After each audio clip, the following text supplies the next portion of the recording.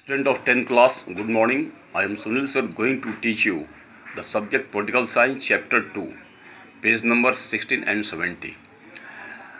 At the heading of the chapters, what makes India a feudal country? कैसे भारत की system एक न federalism है। यहाँ पर फेडरल कैसे है, संघवाद कैसे, इसके बारे में हम लोग स्टडी करेंगे। इसके बारे में हम बताना चाहता हूँ कि after independence several principally states became a part of the country. ये बताते हैं कि आफ्टर इंडिपेंडेंस के बाद में जो कि डिफरेंट स्टेट्स थे, राजशाही व्यवस्था थी, करीब नियर अबाउट 400-500 स्टेट्स थे। इंडिपेंडेंस के बाद वो कैसे उसको मिलाकर न एक न इंडिया में न सम्मिलित किया गया। और इसमें संविधान के कॉन्स्टिट्यूशन के आर्टिकल 1 में ऐसा लिखा गया है, the India is A union of states. ये आर्टिकल 1 में है। भारत का ये एक राज्यों का संघ है, यूनियन ऑफ स्टेट्स, जिसमें एक सेंट्रल पावर होता है। और पहले सेपरेट स्टेट्स थे, सेपरेट राजशाही व्यवस्था थी, लेकिन इंडिपेंडेंस के बाद में उसको एक देश घोषित किया गया।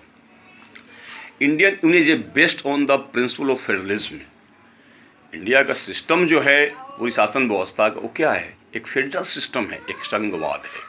यानी powers are divided between central government and state government clearly differently. ये एक जगह से at one place it is not possible to govern all the country. Centre से एक जगह से पूरे देश की व्यवस्था को शासन करना संभव नहीं है। But therefore smoothly run the function of the governments, powers are divided between central government and state government clearly, that any person can enjoy and exercise their rights. यहाँ पर हम क्लियर करना चाहते हैं कि the constitution provided for two-tier system of government. यह दोहरी व्यवस्था की गई है शासन व्यवस्था में। दो प्रकार की सरकारें हैं, एक the union government mean central government, और सेकेंड पॉइंट स्टेट गवर्नमेंट, जो कि डिफरेंट स्टेट्स हमारे यहाँ हैं। लेटर और बाद में एक third tier of system also included, वो क्या है? Local self government, in which include panchayat and municipal corporation. एक तीसरा भाग किया गया है, ग्राम पंचायत और म्यूनिसिपल कॉरपोरेशन, शासन व्यवस्था को गांव तक सही प्रकार से स्मूथली रन करे। और तीसरा एक टायर बना दिया, सिस्टम बना दिया कि वो एक गांव की व्यवस्था, पंचायत व्यवस्था होगी, जो कि लोकल स्तर पर लोग उसको गवर्न करेंगे। द कॉन्स्टिट्यूशन क्लियरली प्रोवाइडेड ये three-fold distribution of legislative power, the centre and the state government into different list of subject. अभी हम जानते हैं कि ये तीनों central government and state government ये कंस्टिट्यूएंट सिस्टम है। इसमें लेजिस्लेटिव, एग्जीक्यूटिव एंड जुडिशरी बिल्कुल अलग अलग किया गया है। जैसे पार्लियामेंट है, सेंटर में है, वहाँ पर लेजिस्लेटिव, एग्जीक्यूटिव और जुडिशरी अलग किया गया है, एक काम को स्मूथली रन करने के लिए। उस प्रकार से स्टेट में सिस्टम किया गया है। लेजिस्लेटिव वहाँ पर है, विधानसभा है, विधान परिषद है, एग्जीक्यूटिव है एंड जुडिशरी हाई कोर्ट यहाँ पर है। यह बिल्कुल क्लियर किया गया, जिससे कि कार्यों का बंटवारा सही करने से काम सही होगा। Now here we will study about a different list of a distribution of powers. First list, I want to clear here the union list. What is union list? ये संघीय सूची क्या है? ये संघीय सूची में हमारे यहाँ 97 सब्जेक्ट को इंक्लूड किया गया है। संघीय सूची में हमारे यहाँ ये 97 सूची को, सब्जेक्ट को इंक्लूड किया गया है। Such examples here want to clear here national important subject as a defense of the country।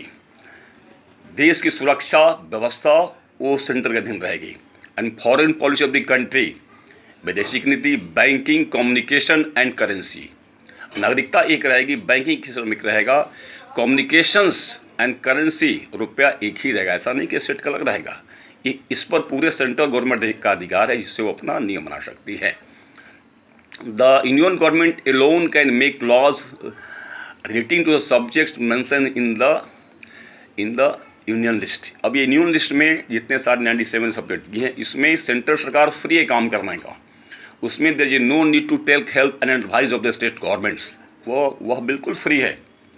जो भी सूची सब्जेक्ट बनाई गई है सेंट्रल गवर्नमेंट्स का, वो अपना स्वयं काम करेगी, स्वयं नियम बनाएंगी, अमेंड करेंगी, उसमें किसी प्रकार किसी का एडवाइस जरूरत नहीं हुआ, यह बिल्कुल क्लियर है। And second list year state list राज सूची भाई क्या है, इसमें 66 सब्जेक्ट डाला गया है। It content subject of state and local importance such as, state का अपने राज्य का विकास कैसे होगा, कुछ महत्वपूर्ण बातें हैं जैसे such as police, trade, commerce, agriculture and irrigation, police का, शासन व्यवस्था, बिजनेस का, कॉमर्स का, खेती बाड़ी का, इरिगेशंस का, इस पर ये स्टेट अपना कानून बनाएगी। इसमें central government time to time advice दे सकती है, but state governments are free to make the law, amend the law as per system. और इस ये 66 सब्जेक्ट्स में स्टेट गवर्नमेंट बिल्कुल फ्री है अपने काम करने, उसमें केंद्र सरकार कहीं से हस्तक्षेप नहीं किया। हाँ, एक चीज़ हो सकता है, स्टेट गवर्नमेंट अगर चाहे तो सेंट्रल गवर्नमेंट से ना एडवाइस मांग सकती है, सलाह मांग सकती है। इकोनॉमिक क्राइसिस हो तो उससे ना हेल्प पैकेज मांग सकती है। And third list here want to clear here concurrent list, ये बीच का मध्यवर्ती सूची है, इसमें 47 सब्जेक्ट दिया गया। ये क्या भाई है, जो कि ना तो स्टेट गवर्नमेंट के लिस्ट में है ना सेंट्रल गवर्नमेंट लिस्ट है। जो वह रिमेनिंग सब्जेक्ट बच जाता है उस पर बोथ का अधिकार है। इट मीन्स सेंट्रल और स्टेट दोनों का अधिकार है, including subject of common interest to both the Indian government as well as the state government. State government, central government बैठकर नियम बनाएगी। स्टेट गवर्नमेंट्स अगर नियम बनाती है तो उसकी सेंट्रल की मंजूरी आवश्यक है, सेंट्रल गवर्नमेंट नियम बनाती है तो स्टेट मंजूरी आवश्यक है। And such as subject education, शिक्षा व्यवस्था है। शिक्षा व्यवस्था में कोई भी सरकार अपने स्टेट का शिक्षा कैसे सुधार हो, क्या ऐसे किया कि उसमें वो स्वतंत्र है। फॉरेस्ट डिपार्टमेंट है, स्वतंत्र है, लेकिन इसमें सेंटर और स्टेट बैठकर काम कर रहे हैं। एजुकेशन पॉलिसी है, अगर नेशनल एजुकेशन पॉलिसी है तो वह सेंटर स्टेट बैठ के बनाएगी। फॉरेस्ट का है, ट्रेड यूनियंस, व्यापार, मैरिज शादी ब्याह संबंधी है, वो तो उसमें वो सेंटर सरकार नियम बनाएगी। स्टेट सरकार से वह अपनी बात को रख सकती है, उससे भी एडवाइस ले सकती है, जा सकती है। एडॉप्टेशन ना, गोद देने की प्रथा, अहिंसक उत्तराधिकार की व्यवस्था, इस पर सारे स्टेट और सेंट्रल गवर्नमेंट बैठ कर नहीं बनाती है। और इस प्रकार से यह सब्जेक्ट बिल्कुल क्लियर है। And second point want to clear as per federal system jurisdictions, any conflict between any conflicts, अगर किसी प्रकार के मतभेद हो तो अपने अधिकारों कार्यों को लेकर के सेंट्रल और स्टेट गवर्नमेंट में, तो वह मामला सुप्रीम कोर्ट में जाएगा। Supreme court is free to make judgement and clear the conflicts. दोनों के विवाद के बीच में किसी प्रकार का अधिकारों की बात होती है, कार्य की बात होती है, विवाद होता है, तो वह सुप्रीम कोर्ट का जजमेंट उसमें क्लियर आता है। And third point for a federal system, not equal of both the levels of government. अब यहाँ देखा गया कि सारे राज्य देश में सबको समान अधिकार नहीं है, कुछ को विशेष अधिकार दिया गया है, कुछ को सब दिया गया है। जैसे कहीं पर विधानसभा है, विधान परिषद भी है, कहीं पर सिर्फ विधानसभा है। कुछ केंद्र शासित प्रदेश हैं जिस पर कि उस पर सेंट्रल गवर्नमेंट अधिकार है। जम्मू एंड कश्मीर का अभी न हाल तक उसका एक स्पेशल संविधान था, लेकिन अब इधर नया में उसको विशेष अधिकार समाप्ति कर दी गई है। दिल्ली जैसा क्षेत्र है उस पर सेंट्रल गवर्नमेंट का भी जुडिक्शन बनता है। तो ये इस पर क्लियर नहीं है। फिर भी 99% जो हो वो सभी स्टेट का अधिकार समान अधिकार है।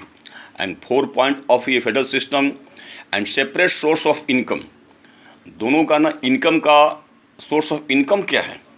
तो central government has income tax, उसका सेंट्रल गवर्नमेंट का उसका सोर्स ऑफ इनकम क्या है, वो इनकम टैक्स है, एक्साइज टैक्स है, ड्यूटी है, कॉरपोरेशन टैक्स है। इस प्रकार से एक्साइज टैक्स वो सेंट्रल के अधीन है, कॉरपोरेशन टैक्स, इनकम टैक्स उस पर वो सेंट्रल गवर्नमेंट के वो अधीन आता है, जो भी इनकम होता है। हाँ, एक चीज़ और पास किया गया इधर हाल शब्दों में, GST, good and service tax, ये एक नेशनल लेवल पर लगाया गया। जो भी प्रोडक्शन होता है किसी भी कंपनी का तो उस पर जीएसटी लगेगा, और उस जीएसटी में टोटल कंज्यूमर जो प्रोडक्ट्स हैं उस पर एक ही टैक्स जो लगेगा पूरे हिंदुस्तान में, उस टैक्स का शेयर भी सेंट्रल और स्टेट गवर्नमेंट में उसका डिवीजन उसका होगा। इस प्रकार से बिल्कुल क्लियर है। And but here some points. State government के अधीन में टैक्स का क्या क्या आता है। स्टेट गवर्नमेंट है ये लैंड रेवेन्यू, ज़मीन का खरीद बिक्री पर लैंड रेवेन्यू उसको अधिकार है। स्टैम्प ड्यूटी है, बिल्डिंग टैक्स है। स्टेट में जो उसका प्रोडक्शन होता है उस पर टैक्स लगा सकती है। स्टेट कॉर्पोरेशन है, ट्रांसपोर्ट सिस्टम है, पेट्रोल जैसे है। तो ये जो पेट्रोल नेशनल से, पर लेकिन स्टेट का अलग टैक्स है, सेंट्रल का अलग टैक्स है। जीएसटी का कुछ भाग स्टेट सरकार को मिलती है। लैंड रेवेन्यू है, स्टेट रेवेन्यू है। इस प्रकार से आप बिल्डिंग्स बना रहे हैं, ज़मीन खरीद रहे हैं, वो टैक्स स्टेट को मिला। इस प्रकार से यह डिफरेंट जो सिस्टम है स्टेट गवर्नमेंट और सेंट्रल गवर्नमेंट के अधीन बांटा गया है। और यही फेडरलिज्म की, इंडियन फेडरलिज्म की विशेषता है। But one thing I want to clear here, एक बात कही गई है इंडियन फेडरलिज्म के बारे में कि यह इंडियन फेडरलिज्म और ना तो पूर्णतः फेडरल सिस्टम है, ना तो ये ना यूनिटरी गवर्नमेंट सही है।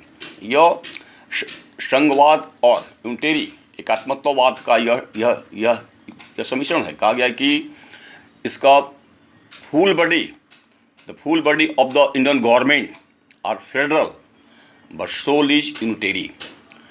सब अधिकारों के बीच में सेंट्रल गवर्नमेंट को अधिकार अधिक दिया गया है, क्योंकि सेंट्रल गवर्नमेंट के अधीन ही देश की एकता अखंडता निर्भर करती है।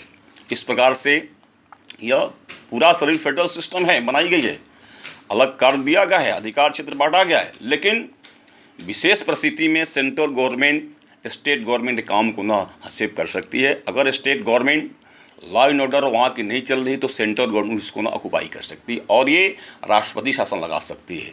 एनी टाइप में इमरजेंसी लगा सकती है, वो किसी मामले में वो ना हस्तक्षेप कर सकती है। इस तरह से पूरी व्यवस्था अलग है, लेकिन फिर भी कुछ विशेष पावर है। जैसे कि जुडिशरी है, जुडिशरी में डिफरेंट हाई कोर्ट्स हैं। हाई कोर्ट्स अपने स्टेट के कानून को देख रहे हैं, लेकिन हाई कोर्ट्स में किसी प्रकार का संतोष है, कोई किसी केस में क्लियर नहीं है तो उसको सुप्रीम कोर्ट क्लियर करती है।